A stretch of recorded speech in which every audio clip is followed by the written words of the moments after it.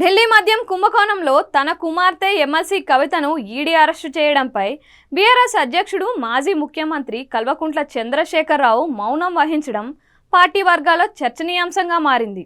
అయితే కవిత అరెస్ట్ను BJP political స్టంట్గా రేవంత్ రెడ్డి అభివర్ణించినప్పటికీ బీఆర్ఎస్ చీఫ్ స్పందించకపోవడం రాజకీయ నేతలందరినీ ఆశ్చర్యానికి గురిచేసింది. కవిత అరెస్టు, ఎంపీ ఎమ్మెల్యేల ఫిరాయింపులు రాబోయే లోక్సభ ఎన్నికల్లో పార్టీ విజయావకాశాలపై ప్రభావం చూపుతుండడంతో బీఆర్ఎస్ క్యాడర్ ఆత్మస్థైర్యాన్ని దెబ్బతీసింది. కానీ కేసీఆర్ మౌనం ఆ పార్టీ నేతలను కలవరపెడుతోంది. కవిత నివాసంలో ఈడీ సోదాల సమయంలో ఆయన తన కుమార్తె కోసం కుమారుడు, పార్టీ వర్కింగ్ ప్రెసిడెంట్ అయిన కేటీఆర్, మేనల్లుడు హరీష్ రావులను అలర్ట్ చేసినట్లు తెలుస్తోంది. అయితే కేసీఆర్ తన కుమార్తెకు ఈ కేసు నుంచి రిలీఫ్ కలిగించేలా ఢిల్లీలోని ప్రముఖ న్యాయవాదులతో మాట్లాడుతున్నారని కొందరు నేతలు అంటున్నారు. తన రాజకీయ జీవితంలో ఇది సవాలు అయినప్పటికీ ఆయన పార్టీ నేతల ఫిరాయింపులను అడ్డుకోవడంలో ఆయన బిజీగా ఉన్నట్లు సమాచారం.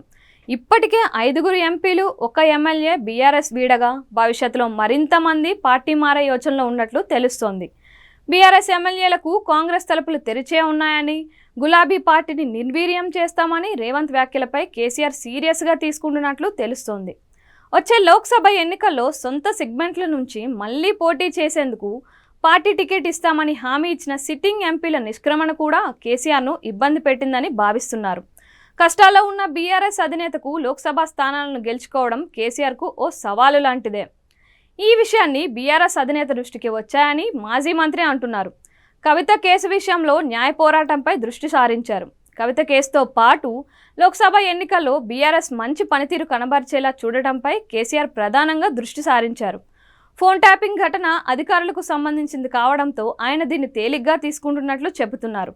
ఇదిలా ఉండగా పార్టీలోని 2 కీలక నేతలు కేటీఆర్, హరీష్ రావులు ఢిల్లీలో మకాం వేశారని, ఈడీ అరెస్టును సవాలుగా చేస్తూ కవిత సుప్రీంకోర్టులో కోర్టు ధిక్కారణ పిటిషన్ దాఖలు చేసే వరకు వారు అక్కడే ఉంటారని భావిస్తున్నారు.